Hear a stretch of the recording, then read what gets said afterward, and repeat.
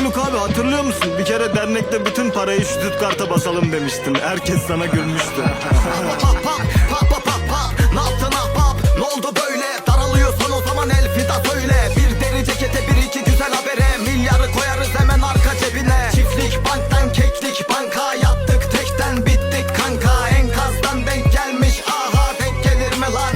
İki yaka toplala yakanı çıkar o dolu ceketini soyun eğil ıkın ama ıkınma konu.